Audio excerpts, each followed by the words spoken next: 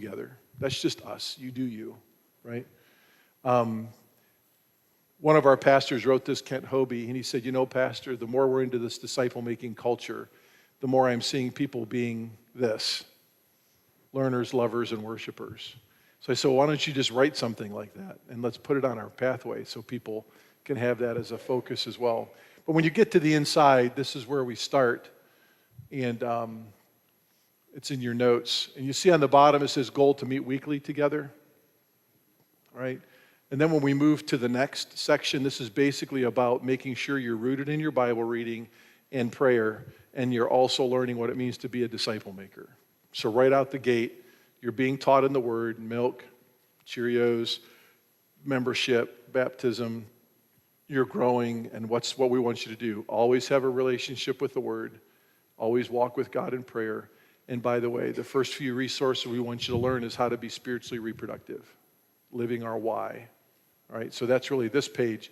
But do you see what it says in the bottom? The goal is to meet what? Once a month together. All right? So this is interesting. This is very interesting to us. Most of our people have a hard time meeting once a month together after they've been several years meeting once a week together.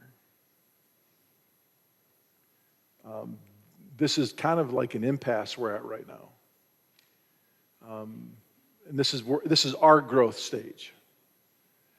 When we tell people, look, the whole idea is for you to study once a week together here, right?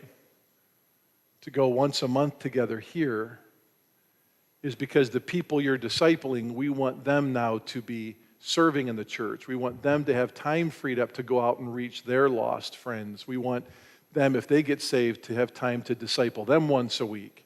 So remember what I said, you can't make any good thing expendable because you're doing one thing, right? Passionate disciple makers like the Laughlins and Liz Romera, they can get so focused on developing the person that they're shepherding that they feel it's a weekly obligation for the rest of their life when it's really not.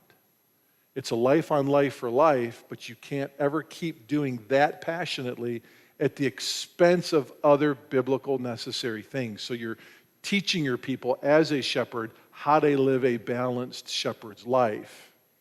Does that make sense? That might be too much, maybe not. So we have to tap this drum more often now, to the point where people are so passionate about weekly, they're saying, well, Pastor, we don't want to stop meeting weekly. I was like, I understand that.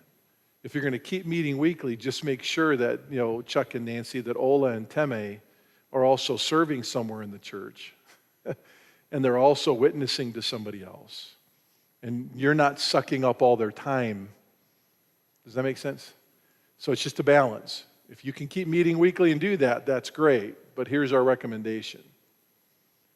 Just a balance, okay? And then we have this section. And again, these are just springboard tools. There's a lot more in this section. This is basic. We sat down as pastors a long time ago when we were developing this pathway, when we realized the foundations in the walk weren't enough.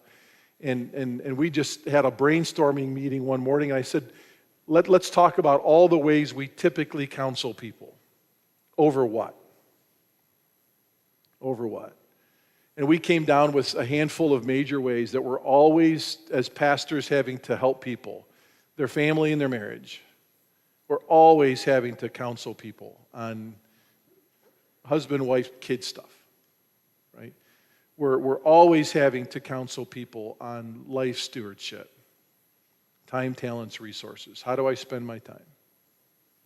How do I use my talent? And what do we do with God's money? Absorbed a lot of our time as pastors. So family, resources, right? And then just stuff in the world. What do we do with movies? What do we do with morality? What do we do with pornography? What do we do with all these life choices of what do we do in the world? And so we've amassed resources that are appropriate, we believe, for our people to study together that would train them, help train each other in how to live godly in this world. Okay? And then basically a worldview. What is a biblical worldview? And we've put some resources together here on that. okay? And we have some classes they can take also on critical thinking and so forth, okay? So we can be over here. Someone could be going through the walk.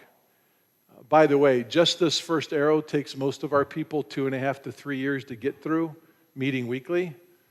Maybe we should encourage them to go through it faster. Maybe they wouldn't get stuck in that weekly rut. I don't know. But most of our folks, it takes 2 to 3 years to get through these 3 resources, meeting weekly. But let's say we're on chapter 6 of the walk, and Bob's meeting with Scott, and Scott's been 2 years out of pornography since he's been saved, and one night he's sitting at home and he's scrolling through his phone, and he taps a link, and it leads to another tap of a link. And within 30 seconds, you can be neck deep in something you shouldn't be involved with. And Scott actually enjoyed it. So he gets convicted, and he calls Bob, and he says, "You're not going to believe this. I haven't struggled with stuff since I got saved. How in the world," and I even had my devotions this morning, "how in the world can I get neck deep this fast after walking with God all day long? How in the world does this happen?" And Bob would say, "Hey, well, did you confess it to the Lord as sin?" Yeah. He goes, "All right, let's stop chapter 6 in the walk, and let's run over here, right? And let's go here, and let's look at one of these resources underneath being holy. There's just one there, Leedy's book on Love Not the World, but we have another one there on moral purity and men helping men with pornography. Let's just jump out of the walk for a little bit. Let's go over there. Let's work through that, and then we can jump back to the walk." Does that make sense? So this isn't an institutional, first grade, second grade, third grade, fourth grade. This is an organic thing of charting out progress, but they can jump based on the need that they discern for their, disciple partnering group. Okay? But all I'm saying is, and we have all the way to the end here, we want to train everyone to have a spiritual legacy at Grace. So if you'll look at this, you'll see on the left side from new birth and the right side to last breath. This is life on life for life. From someone's salvation till they breathe their last, we want to have them in a relationship, studying God's Word together with someone their whole career at Grace Church, their whole membership at Grace Church of Mentor. And we don't ever want them to wonder what they're going to have to study. Right? It's written or approved, no runaway trains. But when they breathe their last, typically when we think of someone leaving a legacy at a church, what does that mean? That they did maybe one thing in faithful service in the church, maybe for 45 years, right? And that's good, right? We praise God for that. It could be a lady that played the organ for 60 years, or the piano for 55 years, or taught Sunday school for kindergartners for 42 years. We laud and thank and praise God for those things all the time. But when you leave a legacy at a church that's a disciple-making legacy, it's not merely how you exercised your gift. It's who did you spiritually help reproduce Christ in that's in the pew still. Who's going to go on and live your spiritual reproductive life now that you're gone? Right? Because remember what we said, while all those acts of service are good and necessary for the church, unless there's disciple making, none of them can exist in perpetuity. It's impossible. And that's why churches are dying. Okay? Faithful people doing necessary things, but not disciple making. And that's why we're closing doors. And really sweet people are crying a lot of tears that have gray hair, scratching their heads when they don't itch. Why is this happening? Why is this happening? Why is this happening? This is why it's happening. Okay? I had one friend who's a good friend. He always will be a good friend. He goes, Tim, did you ever think that God could choose to close a healthy church? And I told him, no, I don't think so. Jesus builds his church. And when I look at Revelation 2 and 3, it seems to me that the Lord has full intentions of allowing his influence to remain in a church that seeks to do the right thing the right way. And when I look at Ephesus, remember Ephesus in Revelation 2? God had a lot of compliments for her. Do you remember what the compliments were? They worked hard. Is that what you said? What'd they work hard at? You're right. They stood against error. They were separatists. They taught the Word of God well. They were expositors. Right? They were faithful, loyal. They were givers of themselves and their resources. And yet, so it sounds like a lot of our churches. And then he says, there's one thing I have against you. And who's he speaking to? To the angel of the church, which is who, in my opinion? The pastor. So apparently the church had become like the pastor, and he's pointing the finger at the pastor. I'm probably sure as a single person representative of the whole, but nonetheless him. And he says, unless you repent, I'm going to remove the lampstand of influence and just go take it someplace else. You think about that text. I'm not trying to guilt trip. It just needs evaluation. God used that text in my heart, talking to men out in the lobby. That was one of the things, because he said, yeah, you lost your first love. That's true. But what does he tell them to get back to? Unless you get back to doing the what? Do you remember what it says there? The first things. The first things. You have to determine for yourself as a ministry leader, what are those first things? Because in my stripe of Christianity, we were just like Ephesus. We were dotting all of our I's, crossing all of our T's. We were doing everything right, and we were busy, and we looked good, and we looked sharp, and yet we were dying. Okay? So when I was scratching my head when it doesn't itch, looking at all these churches, being a part of Grace Church, and this analysis we were talking about in the lobby, we were Ephesus, in my opinion. Ephesus-like, should I say. I don't know where you're at with those churches. I don't think those are descriptions of eras of the church, I don't believe that at all. But we were Ephesus-like, right? We weren't struggling with the sins of the Nicolaitans. We weren't struggling with those other things of being, maybe lukewarm or, whatever.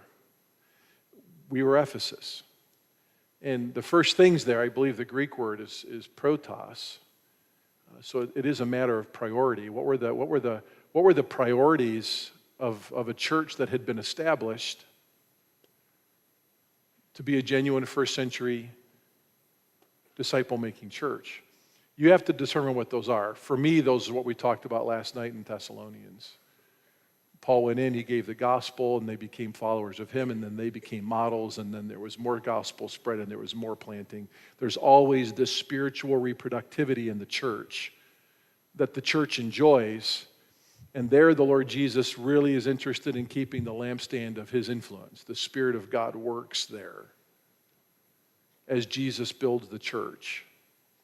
And at Grace Church, this is what we've learned. You may interpret that text differently, but I just offer it for your consideration. But once we got back to those first things for us, no one has had a moment's thought about will Grace Church of Mentor last until Jesus comes. No one even thinks about that anymore. Okay? Because we're always on to the next disciple-making thing. So anyways, we want to leave a legacy of spiritual reproducing people when we die, not just faithful service to one thing in the church that was certainly necessary. Does it make sense? So when you get to this third arrow, meet regularly with your discipler. To us, this is about once a quarter. And then when you get here, meet once in a while. I have 3 men that disciple me at Grace Church of Mentor. Okay? I have put myself as the senior pastor under the authority of 3 other men. Right? Early when we were starting this process, we met weekly, and then we met monthly, and we met regularly, and we still meet occasionally. These men oversee me. They oversee my spiritual growth. We study resources together that we can give to our people. We vet them for our people in our discipleship of one another. Okay? 2 of these men on purpose I chose to be over 60. Because of the Titus 2, I wanted to model that for my people. So my people know Pastor Tim has a Titus 2 influence in his life, and he has another guy around his age that disciples him too. As they see me out in the lobby in Sunday school and Wednesday nights and Sunday nights discipling people that I've led to Christ or my family's led to Christ. Does that make sense? If the senior pastor is not going to be the chief disciple maker, then the people won't be either. Okay? You can't just teach it, you've got to model it, and you've got to be the first one to talk about what's the good news about the good news. And trust me, your people will be encouraged by that because they want to know how.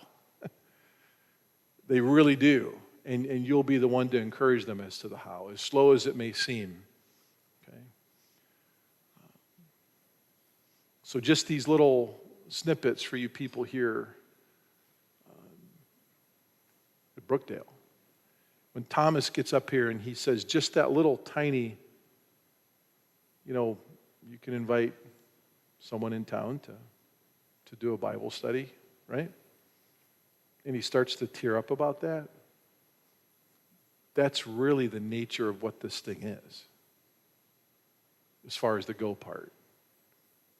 And then the observe all things whatsoever I commanded you, the inside part where we're going deeper, that has to do with, fill up some chairs, fill up some rooms during certain times, and just go deeper in the Word together. Here's a couple resources you can start with. It really is that small at the beginning, but it's that simplicity that is the profundity to the whole thing in the end of the day. That really never stops, and Jesus builds his church through that, right?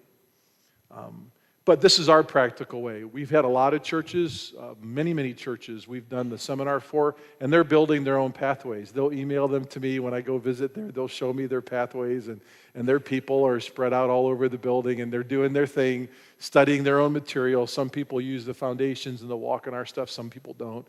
It doesn't matter. But anyways, it is good for, I think, a pastor to start thinking about where we start, but then how do we continue? And your people growing each other from milk to meat and giving them ownership of that, okay? All right. So anyways, if we go to 1 Timothy 4:12, a familiar verse to all of you, we'll segue into this next hour of how do we engage our young people? How do we engage teenagers through 30-year-olds? Okay? This text is familiar to all of you. Do not neglect the spiritual gift within you, which was bestowed upon you through the prophetic utterance with the laying on of hands by the presbytery. Take pains with these things, be absorbed in them, so that your progress will be evident to who? All. Pay close attention to yourself and to your teaching. Persevere in these things, for as you do this, you will ensure salvation both for yourself and for those who hear you. Now, this is Paul's direct exhortation to Timothy. We know that. But what do we know? What do we know about Timothy's youth also from the pastorals? He had two pretty significant people in his life. Who were they? Right. Grandma and mom, right? Lois and Eunice. And that from a child thou hast known the Holy Scriptures, which make you wise unto salvation. Right? 2 Timothy 3. When did Paul first meet Timothy? Do you know? I believe it probably would have been Acts 14. Timothy grew up in the town of Lystra. So when he was an early teenager, Paul would have come there and preached the gospel. That may have been the time where Lois and Eunice were saved. I don't think so. I think they may have been saved before Paul got there. But Timothy would have been a boy. That's why I think they were saved before Paul got there, because the Greek word for child in 2 Timothy 3 is little one, not young boy. But nonetheless, he comes, his first interaction with Timothy, probably when Timothy was saved. Now we know Timothy's daddy never was converted as far as we understand it. And probably passed away when Timmy was a youth. But by the time we get into a couple chapters beyond Acts 14, when they're getting ready to send out Timothy, or send out this first band of men, and they're commissioned from Antioch. Timothy's gained a bit of a reputation at that time, and it's suggested that he go with them. So from the time Paul first meets Timothy to the time Timothy's placed at Ephesus as pastor-teacher, he's got about an 18 to 20-year relationship with him, as far as we understand it. And then he continues to have that relationship with him. When we talk about reaching our youth, I think there's a pattern here. Okay? And it's a Pauline pattern. And we can say that certainly Paul had the gift of evangelist. I get that. Right? God can use a mix of these things, I understand that. But the reality was there was some type of evangelistic push in his town when he was a kid. And it influenced his home. And that home took ownership of his spiritual development. And that home also let the church be part of that development without ever being detached from the home. And then there's the so on and the so on and the so on. Okay? There's got to be a way that we can initiate relationships with kids in our community evangelistically. And then there's got to be a way in our homes we can be trained to disciple our kids domestically. So that in an ecclesiastically, when they come into the church, they understand the why they're there. Right? Evangelistically, domestically, ecclesiastically, there's got to be an initiation of a contact, there's got to be a development, and then there's got to be for preparation for them to go and to do the same cyclically for the whole of their life.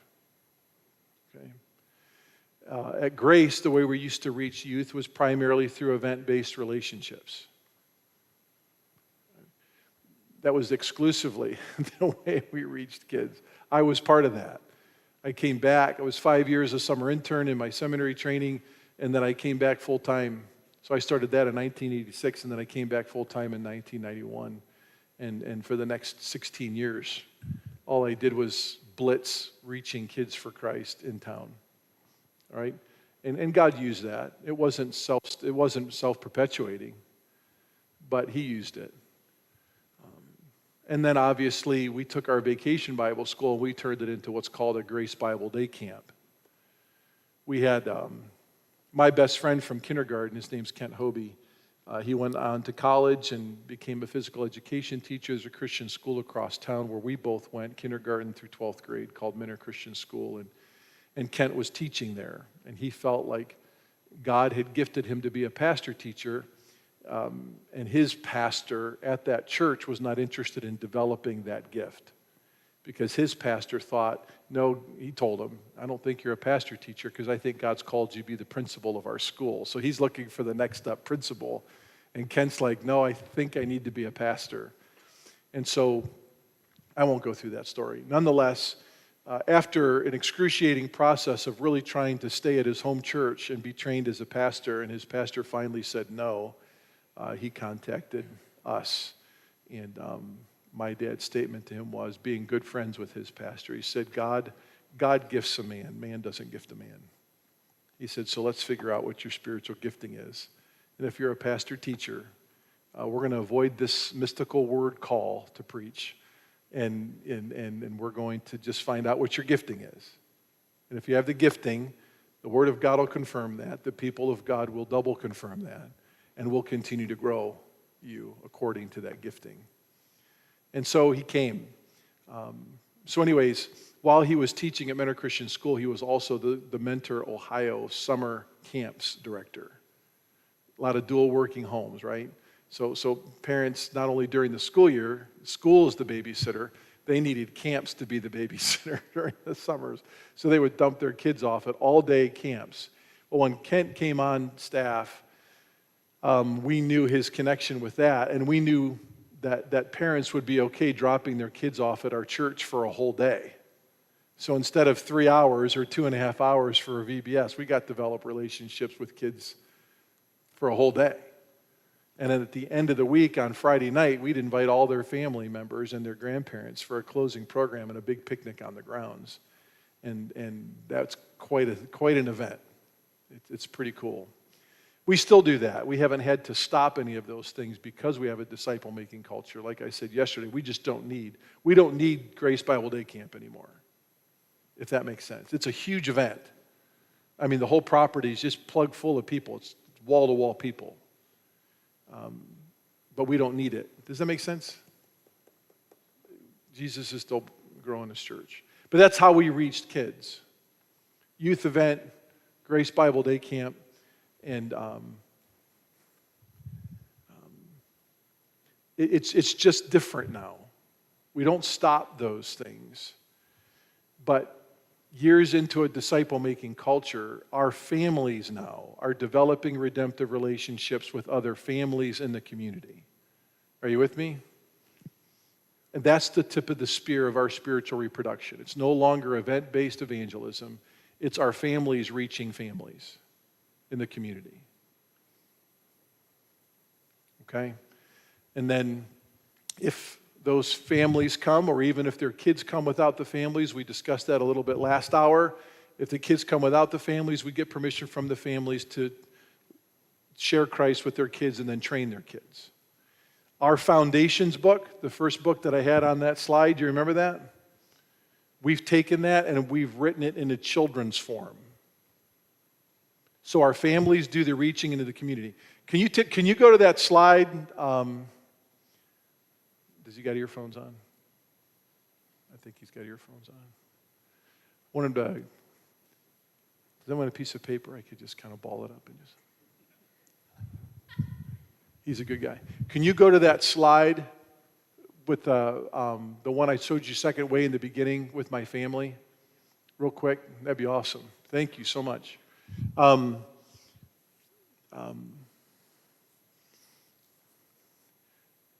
to get my train of thought here.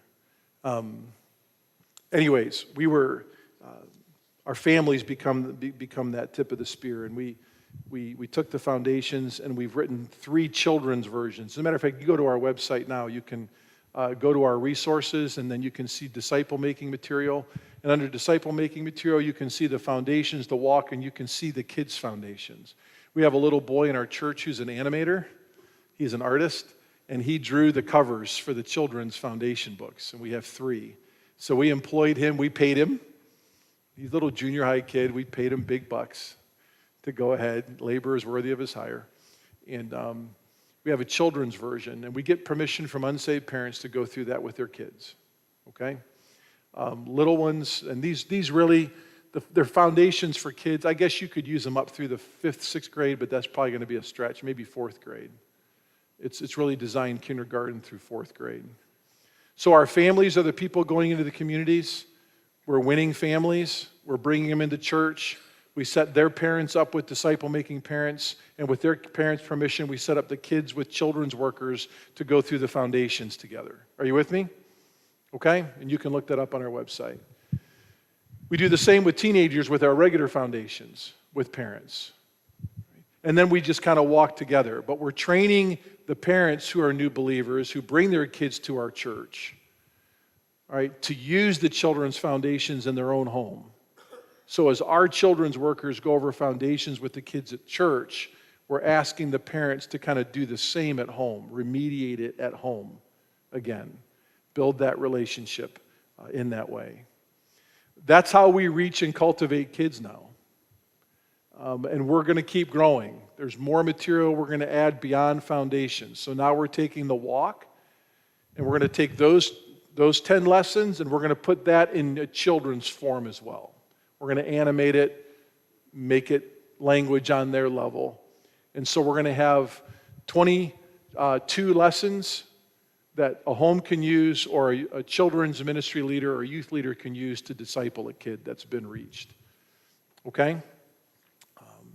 And then practice what's the good news about the good news.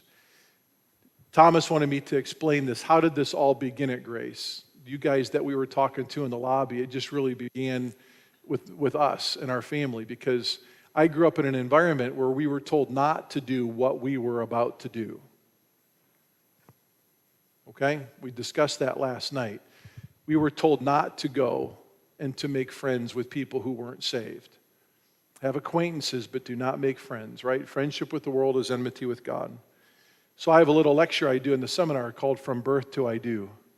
From the time I was born till the time I said I do to my wife, I had no friends in town. But I knew people.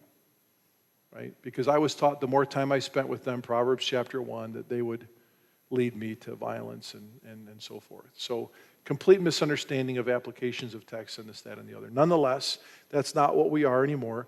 And so we had, as a family, you men we were talking to on the lobby, we had to make a choice that we were going to go into our community without losing our integrity, and we were going to do it as a family, and I was going to model this for my kids, or we were going to stay inside the church and keep it busy and looking nice and doing our thing.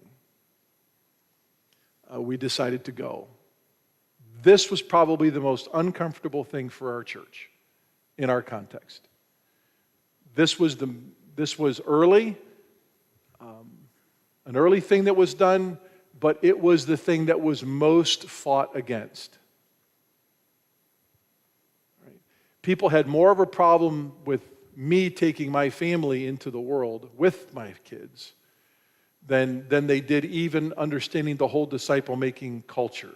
It's fascinating, because you really can't have one without the other, but that's just where we were. But you also have to understand this. In our church, we have, at that time, we have a Christian school across town where I went for 13 years. At this particular time, when we're having our kids, when they're 3, 4, 5, 6 years old, and we're starting to go with them into the community, our church sent 50% of the student body from our church to the other church's Christian school. It was 60% at that time. And we had 50% of the faculty of that school from our church. So, and our kids went to that Christian school, K through 8. For me, that was a convictional thing. I don't really know studying the scriptures, but to me, when a boy becomes a man or a girl becomes a woman, historically, biblically, it's typically around that 12, 13, 14-year-old stage. My son, give me your heart for out of the issues of life. And I wanted to make sure my kids, I just wanted to make sure for my kids, you do you, that the home school and church were, if we had a school, a good school, we're going to work in sync with each other for the first 13 years of their life. That was just me. But while they're in that Christian school and growing up as little kids, we were going into the community in a way that our people had never seen before. Now remember who the former senior pastor is. It's my dad, so I can really tell you what we didn't do. And we didn't go into the community. I mean, it was literally from birth to I do. My dad let me play teen softball one time when I was in late grade school, and he was scared to death to do it because of what other people would say. My dad always thought, in his early years of being a dad, that if he got his kids too involved with sports, that they would become like him. His kids would become like him. And my dad always equated his journey in athletics with everything that dumb, unsaved jocks do. He couldn't separate the worldliness from the pursuit of the sport. And in the Ohio Bible Fellowship, you were out of God's will if you went to college on scholarship to play sports and it wasn't a Christian college. You were literally Jonah. We were taught that. Like, I didn't go to college and play basketball because I would have been labeled a Jonah. I'd have been running from God's will. This is the kind of thinking of my part of our world. So when we started taking our kids into the community per their skill set, this got a lot of pushback. You know what the worst kind of pushback is? The people who disagree with you but then never say anything. They never tell you they do. That's the worst. They keep acting like they're perfectly fine with you, and you find out 7 years later that this has been brewing in their soul, and then it's too late to help those people. You know what I mean? And it breaks your heart. You don't get angry at them. It just breaks your heart. Nonetheless, we went and we started to become a model of disciple making for people as our church was learning this. Okay? And by the way, I didn't make this big decision to do this with my family without talking to our elders, our deacons, our maturity matters, and so forth. This was a big deal to us, right? And most people agreed, yeah, it's fine. And I said, I want to walk with you. We're not going to be a runaway train here. I want to do this very, very carefully because I knew what I was coming out of and I knew what we were going, and I didn't want to lose anybody in the process. So we went. Our family, it's really, really weird. When I say a church becomes like its pastor given enough time, it's true, right? It's true. Our church, by the time our kids got to junior high age, our first two boys got to junior high age, you could see a very large subsection of the church and their kids starting to do things the same way with their kids, right? If they were STEM kids, right, science, technology, engineering, mathematics, they started to move into the STEM culture of Mentor, Ohio. If they were 4-H kids, right, they were going with their families by the droves into being involved in 4-H and going out and meeting unsaved people. If they were arts kids, we have the blessing of having the Cleveland Orchestra, Cleveland Youth Orchestra, and Cleveland Orchestra Youth Chorus. And you see a large subsection of our church involved in the arts begin to move into that arena. And they're all going prayerfully, seeking to build redemptive relationships with people. Right? So this is a tough thing. And for a certain subsection of our church, for them to watch this was radically uncomfortable for them. And some of them took a wait and see kind of mindset, right? Because what did they assume back in the day? In our neck of the woods, this is what you assume. You're going to do with that kids, you'll see.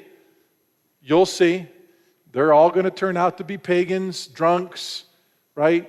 They're all going to marry unsaved people and have pagan families. You'll see. They just took a wait and see attitude. Right?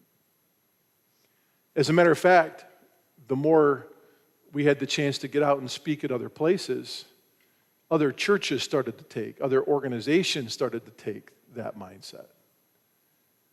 You know, look what Potter's doing with his kids. He'll see. He's going to ruin his kids. He's going to ruin them. Right?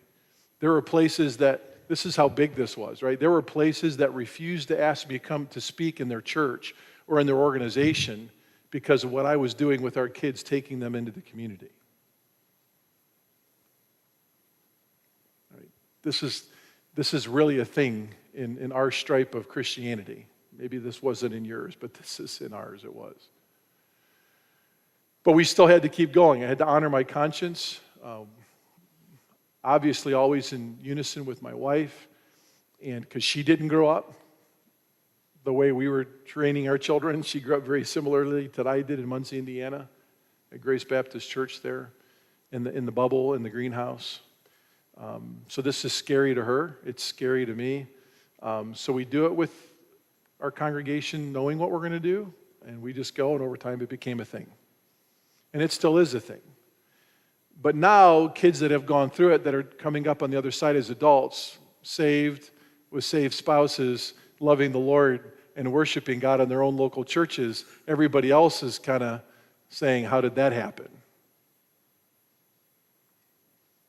I'm telling you folks, this is the thing. It may be more of a big thing to me than it is to you under the listenership today, but this was huge.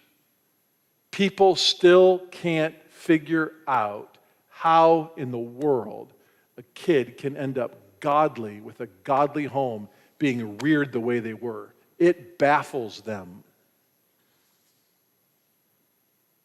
Okay? Even to preaching at my alma mater this last week, there are still people at arm's length with me as a faithful, loyal alum with a godly family. They're still at arm's length because they can't figure it out. They absolutely 100% predicted that there's no way Caleb, Micah, Noah, and Emma would turn out to love the Lord with the way Tim's taken them. But they didn't understand what the culture was at Grace, how we came to it, and how we gradually and carefully walked through it together. They were used to kids my age, or maybe older than I am, taking their kids in for pragmatic reasons, like we're going to take them out of their Christian school and we're going to throw them into the public school and to go win souls. So there was this reactionary thing. That was not us. I watched parents do that with their kids, and they weren't discipling their kids in their home. They were going to a church where there wasn't a disciple-making culture. And then they still make that choice out of a reactionary impulse. Yeah, those kids are toast. To the kid, they're all toast. So they were assuming that's what we were doing because they wouldn't sit down and have a conversation. But now you know how we were doing it. And we went. So how do we reach kids? This is how we do it. Right? And now it's family by family into the community. And as families come in and are saved, they're attached to a family to disciple them, and their kids are discipled with their parents, with one of the children's ministry leaders through our children's version of Foundations now. Okay? But I show this only because this is God's answer to prayer. This isn't no other explanation. If Rhonda was sitting here this morning and you would say, how in the world did this happen? What did you do? She goes, I don't know. She said, God did it. Right? And we told our kids, if you're going to go this route, they all went to Christian school 8th grade, but one by one, we put them into the public school if their heart was right with the Lord and they were a disciple-making reality themselves by the 8th grade. If they weren't a disciple-making reality in themselves through Grace Church of Mentor, they weren't going to journey into the public school at 9th grade. As a matter of fact, we put Caleb in, and 2 years later, here comes Micah, and Micah had some struggles in his life. And I can remember the first morning, Caleb was getting ready to go to Mentor High School, and the other three were still at Mentor Christian School. Micah got up with Caleb. He got dressed, he made his lunch, he got his book bag, and he was walking out the door with Caleb. And I said, where are you going? He goes, I'm going to Mentor High School. I said, you're not registered. He goes, what do you mean you're not registered? No, I said, you're registered at Mentor Christian. I told you, Micah. I love you, man. But I just don't think your heart's ready, man. I'm sorry. You're just not ready. You have to understand, in 9th grade, my son Micah was 6'7". And he's looking down at me, and he's bigger than I am. I was like, dude, you're just not ready. And he started to cry. I was like, Micah, go back to bed, man. You got 2 more hours of sleep. Because Mentor High started a whole lot earlier than Mentor Christian. And for 2 weeks it was that way, 3 weeks. And gradually, I always let my wife make these calls because moms see these things, dads don't. I said, I want you to watch Micah for the next 2 weeks. And you tell me if his change is pragmatic or it's real. Because I think he can fake me. And she goes, okay. And she watched him. She has the gift of exhortation. I do not. I have the gift of mercy. And so we're yin and yang with that. We have to work together. I need her input. And first week I said, what do you think? She goes, no, I still see it. I've talked to him. He's stubborn as a mule with this one particular area. And we'll just keep praying God breaks his heart with it. And then after the second week, she came to me. Micah didn't. And she goes, God got him. We had a nice talk. And she goes, I really think he's okay. And so then we registered him at Mentor High School. He was 3 weeks, 4 weeks behind. But we registered him, and off he went. And so this was not done lightly. And it wasn't done like other people had done it before. And we were trying to model something. And this is how we were going to reach kids in our church, in our community. Right? Through our families being in the community. If they didn't have kids, we put out for them lists of ways that they could go find friends and start building redemptive relationships in the community. Our organist joined, I didn't even know this was a thing. She joined an organist guild. G-U-I-L-D, an organist guild. 2 of our ladies in our Maturity Matters group, they had never been out in town building redemptive relationships. They found a quilting group where they just sit and they quilt, and they could go join it, right? We talked about silver sneakers yesterday.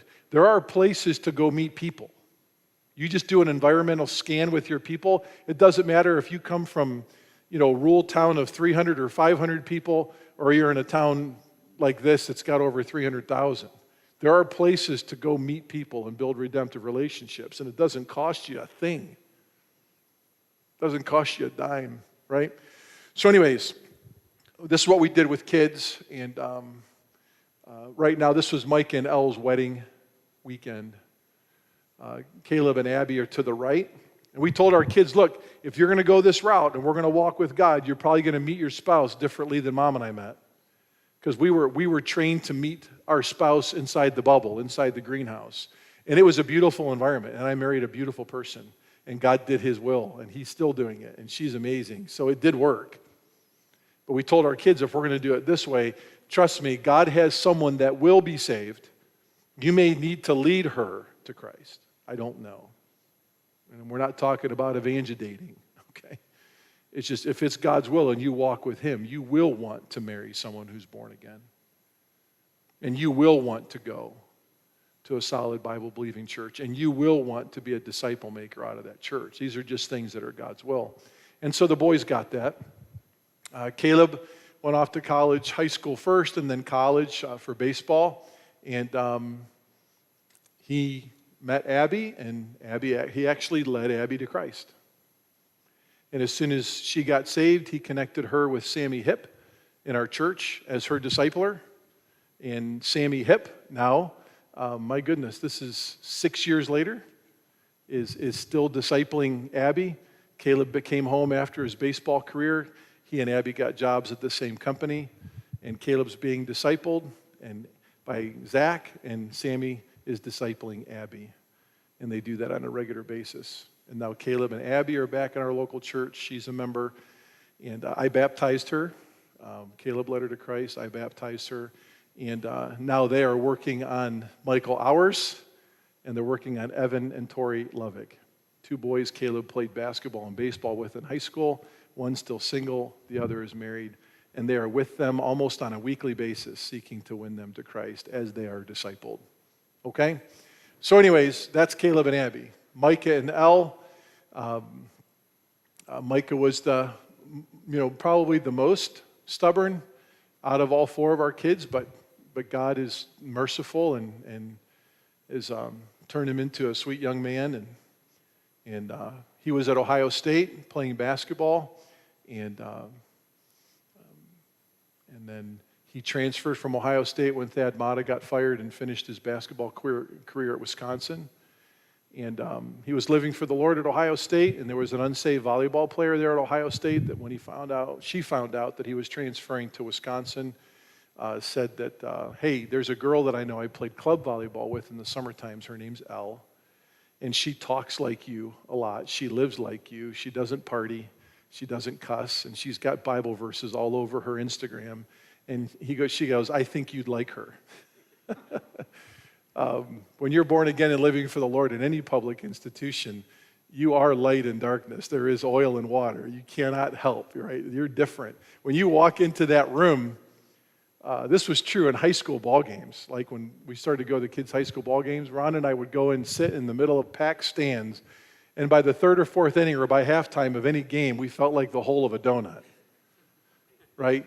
And after the first few games, we were talking the way home. I said, do you see what I'm seeing? She goes, yeah. I said, do we smell? Is there something wrong? Did you say something offensive? Or I was like, it was just such a phenomenon because we had never done this before in our life. And now we're doing this with our kids, trying to go out and find people to build redemptive relationships with, and they're moving apart from us, and they don't even know our names, and we've not even had a conversation with them. You know why, don't you? Whose presence do you carry with you at all times? You believe in the indwelling of the Spirit? I think that's a very real thing. They notice there's something different about you before they even talk to you. You're awkward and you're odd, right? And so we tried to have conversations, and they wouldn't have them, and so we decided to start passing out programs as ushers at the football games and basketball games where we had to go to them, and they had to talk to us. And then we decided to join the basketball cage club and the football red line club. And we started to build relationships one at a time out of that. But anyways, Micah got attached to Elle when he moved to Wisconsin. They had a date. He called me and he said, Dad, wow, I think she's born again. I asked her to give me her testimony. And she's had a tremendous life change. And he said, I think I'm going to ask her out again. So, okay. And I said, don't have your second date until you talk to your new pastor of your local church there in Madison. I said, get established there first. And then maybe your second date, Elle can come to church with you, just to be super. And there's a really sweet couple there, Bruce and Kathy Knoyer, that had planted a church in Madison, Wisconsin. And that became Micah's church in Madison. As he left his church in By the way, if your kids are walking with God and they're going to go into any kind of professional arena and they're going to go to college, if your kids are walking with God, they will not want to go to a college where there's not a church to be involved with. That's what we found out, an unexpected blessing of a disciple-making kid. They don't want to go pursue a career at a school that specializes in that career if they don't have a solid Bible-believing church to go to and worship in. It's just not God's will. It doesn't matter. Okay? Just trust me, disciple-making kids won't want that. If a kid wants to put career above disciple-making life in a good local church, that kid probably needs to mature.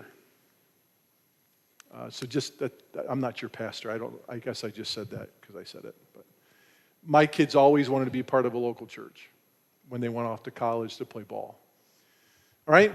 So this is how we got. This is when they're older, but this started when they were 3, 4, 5 years old with T-ball, right? And in soccer games at the YMCA. This is how committed I was to this. Are you ready? I was willing to let my kids play soccer. That's how committed I was to this.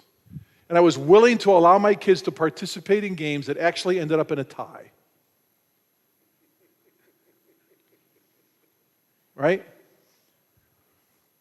Everyone knows that's not competition.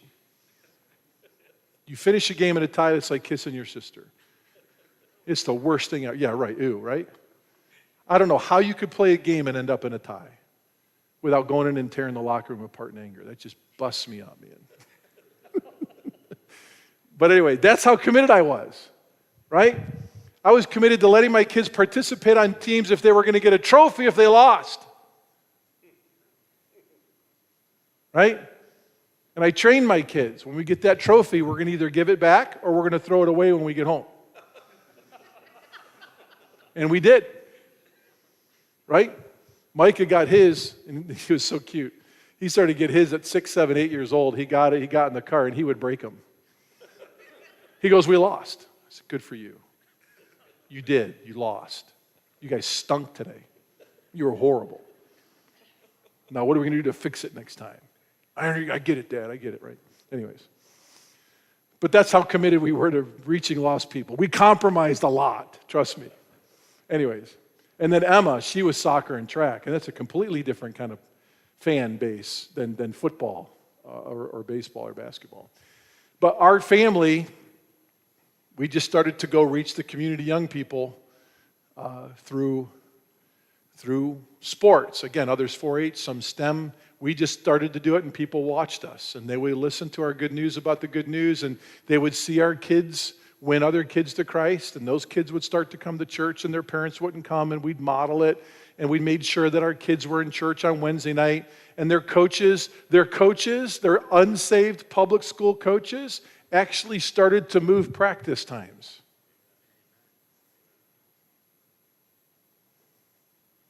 Right? They came to us because Caleb and Micah would go to them and say, look, Coach, I got youth group on Wednesday nights, and I really don't want to miss youth group. Is there any way I can come in? By the way, we tell them this before the season started, so it wouldn't be a bait and switch. Always tell your coaches before the season starts what your commitments are. Don't have your parents tell their kids halfway through or after you're already signed up and you've written the check, so to speak. That never works out well. But if you tell everyone ahead of time what your disciple-making, worshiping plans are, you'll be surprised how well coaches adjust to that if they just know ahead of time. Okay? We would always let them know ahead of time, and then Coach Krasancic, if you knew Bob Krasancic, you would never, ever, ever, ever thought this basketball coach would budge anything for anybody.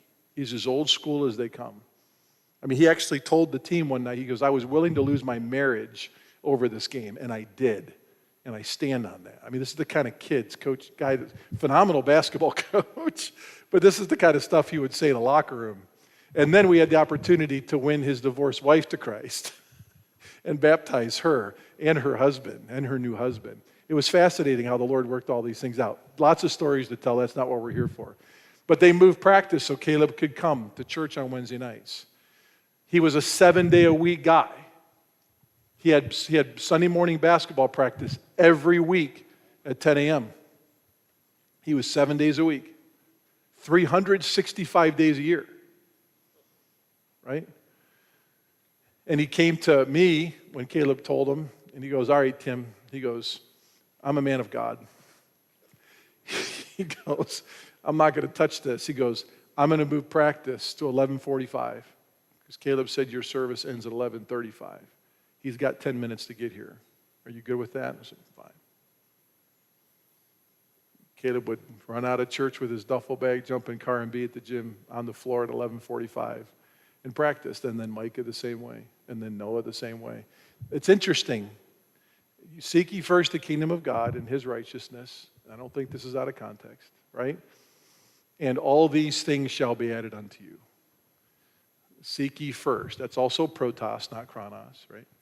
Make it a priority to lead your kids in a disciple-making way and see how God blesses, right?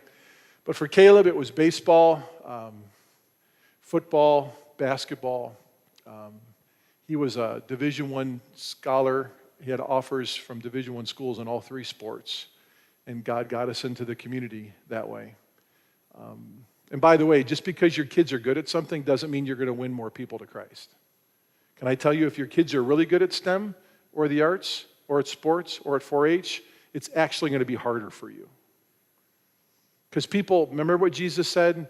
Don't be surprised when they hate you because they hated me first. You add on to that your kid's talent, if it's really good, it makes it 10 times more miserable. They will hate you. Like they will. We have been spit on by parents. I have been roughed up by parents. Okay. Don't think this is all glamour. This is absolute agony. And if you think it's bad in high school, wait till you get to college. And then wait till you get to a Power 5 college. And they notice the Jesus thing, right? And your kid's good enough to put their kid on the bench.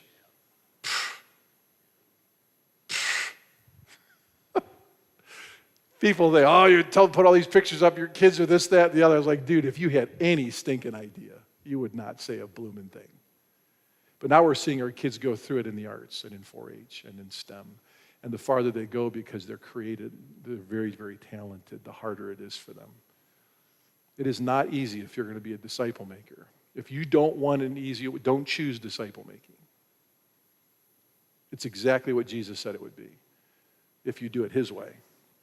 Anyways, I don't want to discourage you. I'm just trying to say these pictures are only up here so I can describe for you the agony it takes to be here. Okay? And when your kids go to college and they don't party, they don't sleep around, they don't cuss.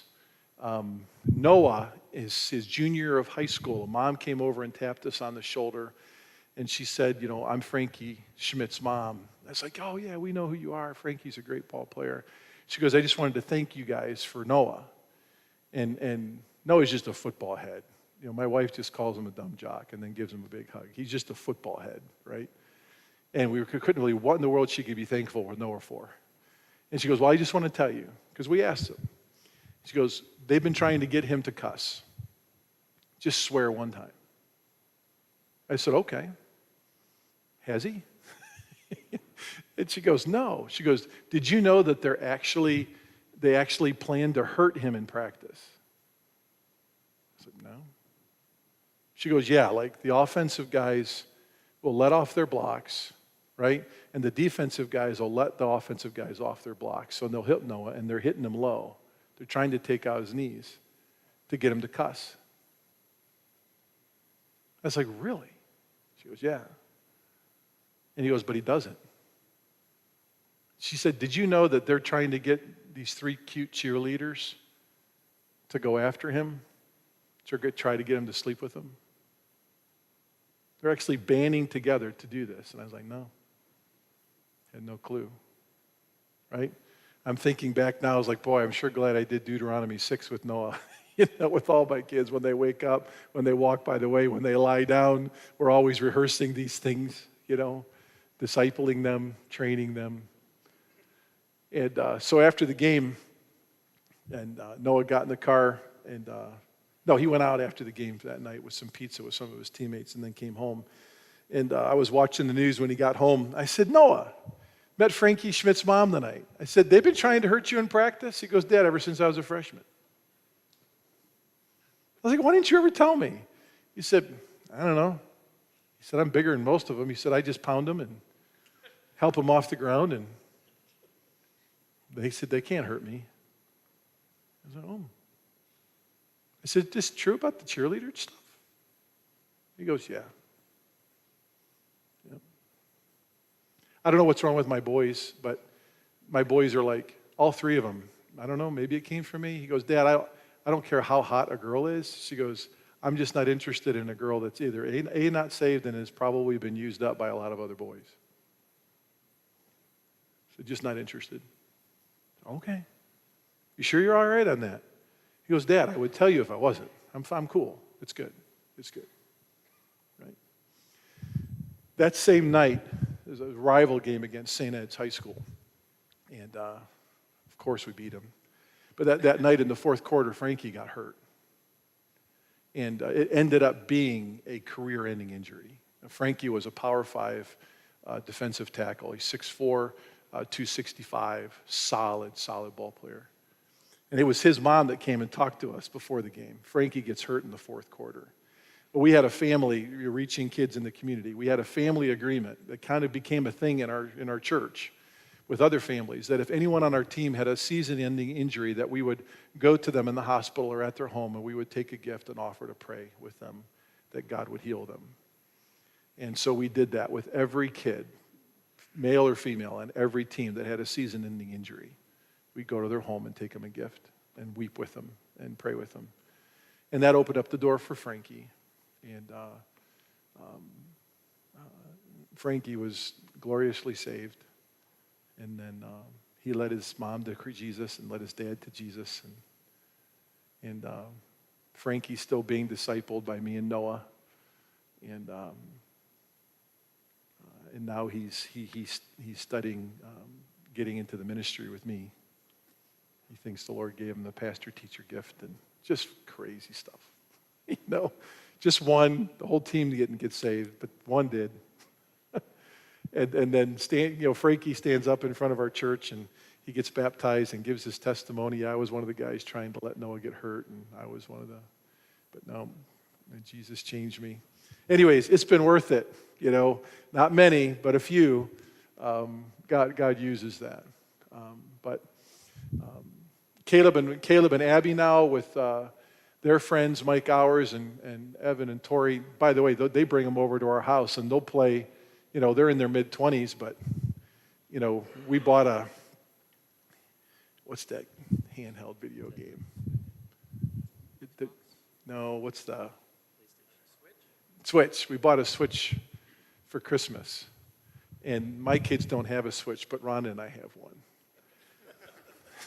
So they're bringing their adult friends over now, trying to continue to build redemptive relationships, and they'll play Switch. We'll go to bed.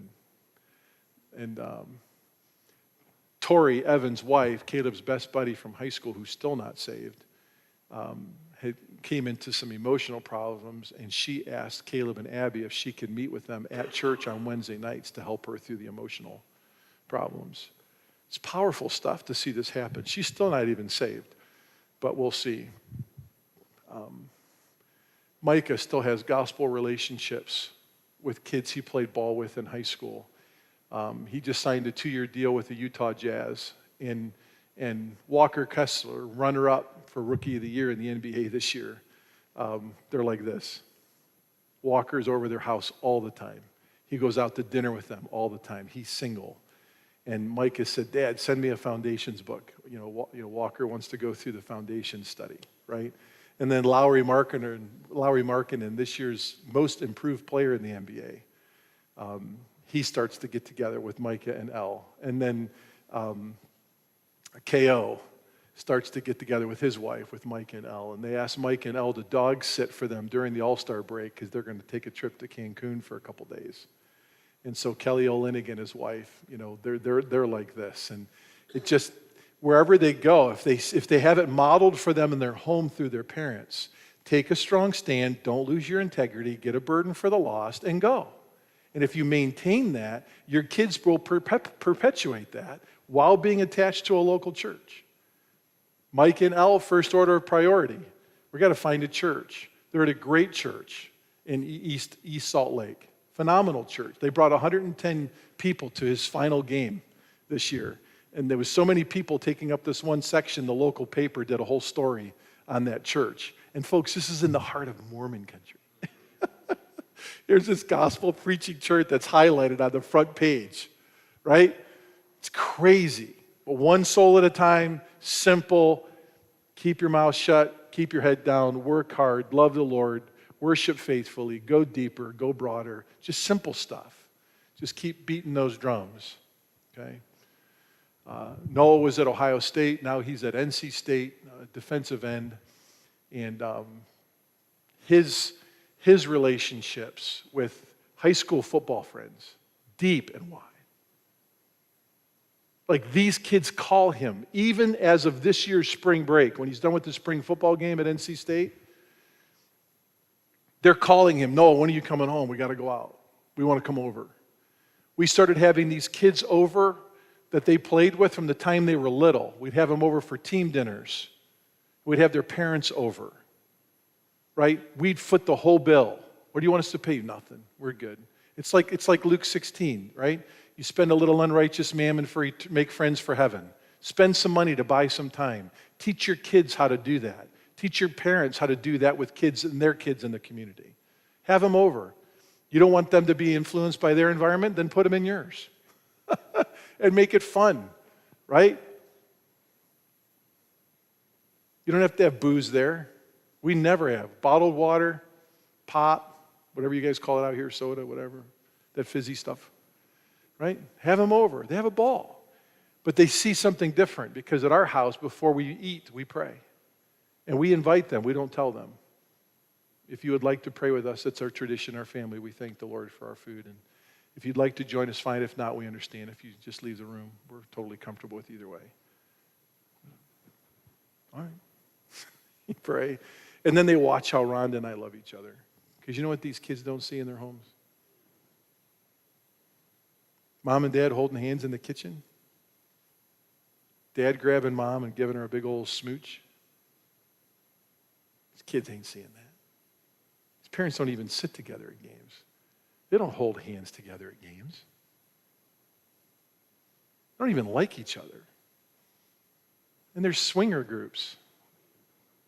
Sorry, young years. Among the parents of these teams. This is the world we're walking out into, but you can with integrity and weep for them like Jesus did, right? But now,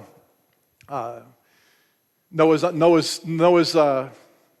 DMing all of his friends from Ohio State that got drafted on the first night of the draft, right? C.J. Stroud, second pick in the draft. C.J., congratulations, man. It's right. Good to hear from you, Noah. Have a great year, man. Let's go, you know. Last night, his best buddy on the team that he's given the gospel to over and over and over, Zach Harrison, was, I think, the first pick in the third round. Congratulations, Zach. Hey, Noah, you coming to my draft party next Saturday? Yep, I'm going to be there. Don't worry. You know, just relationships. And these kids know where they're not going to go. They know, right? But this is the kind of kid we've got to develop for the future. We must. Instead of our churches closing, doesn't this sound like a better idea? Building a spiritually reproducing generation to come with integrity. With integrity.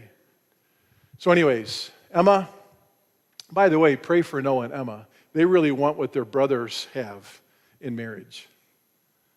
And they are alone as alone can be in that world. We're good friends with, you ever heard of Tim Tebow? We're good friends with his parents. And they were co-missionaries with some missionaries of ours over in the Philippines. And I talked to Bob one time about Tim, and I said, give me 3 things I need to know. If my boys go as far as your son did in athletics, give me 3 things I got to know. And he said, Tim, you're not going to believe this, but number one, tell your kids they're always going to be alone. I was like, nah. He goes, Tim, I know it's hard to believe because you always see Tim in an interview. He's got hundreds of microphones in front of him, a bunch of reporters. And he goes, have you ever been in a dark room with a bunch of cockroaches and then turn the light on? He goes, when that interview's over, right, those reporters are like those cockroaches. They just go, ch-ch-ch. He goes, he lives alone, he eats alone, he drives to work alone, he gets ready and leaves in the locker room alone. He's alone all the time. And he said, tell him to prepare to be alone. Right? Okay. So, all 4 of my kids, high school, college, and now even in the pros, no one wants to be around them. You've really got to pray your way into relationships, develop those relationships by being a giver and not a taker. Don't ever expect anything in return, and allow the Lord to bring those relationships together. It's not going to be a lot, but at least it's going to be 1 or 2. Right? Praise God for that, right? So anyways, pray for Emma and Noah. They would love to find a godly gal and a godly guy. And Noah's got 2 years of eligibility left. Hopefully, if he stays healthy, he'll get drafted next year. He lost 2 years because of injury. He got poked in the eye in fall camp at Ohio State. He's in the rotation and has started to go blind in his right eye. And they thought he lost his career. But thankfully, they were able to repair his retina, and he's back to playing again. But Emma's running at Vanderbilt University right now. Let's see if she's run yet. No reports, so she must be running this afternoon. All right. But I only show these pictures because remember what I said earlier? It really starts with the pastor's family. The church is going to follow after the model of the pastor. And I want you guys to be okay that this is okay because you're not hearing we're doing this in pragmatic, compromising ways. And it's very careful and it's very slow, very methodical, okay? But then when people get saved in your community, then you'll know how to, from our perspective, how we're attached them to families and their kids with the foundations material. And then life on life continues to happen, okay? I think we're late for lunch. All right. Encouraging. I think it's important that he noted it's not just a matter of throwing your kids out there instead of keeping them out. It's not that simple. It begins with, first of all, knowing what you believe, living that out in your home, making sure that that regular weekly pattern of worship is a priority and taking that gracious stand. And then making sure your kids also know how to make adjustments to make disciple making the number one priority in life. Disciple making doesn't just happen because you're involved in the sports community or the arts community or whatever. It's not automatic. As he really illustrated well today, you're going to take maybe even more hits for being deliberate about that. But if you are missional and disciple making in your mindset, and that's why you're there, number one, not secondary. That's why you're there. And your kids understand that, and you understand that. You're not there just for the thrill of the game and what that can do for you, and maybe you'll meet someone sometime. That does catch in the different venues and life pathways that God takes us.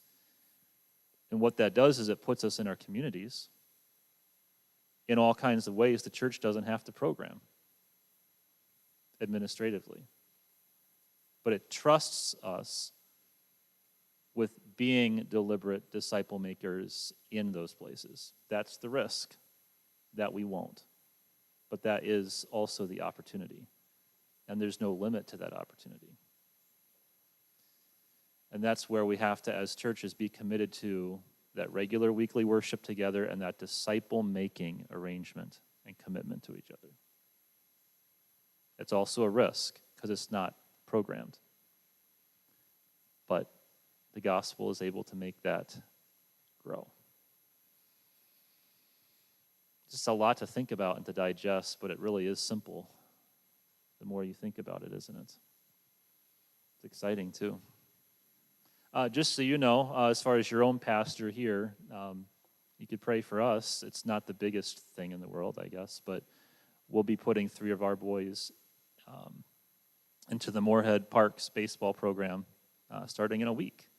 So the kids aren't quite sure what to say because 2 of them are going to be playing for the team called the Cardinals,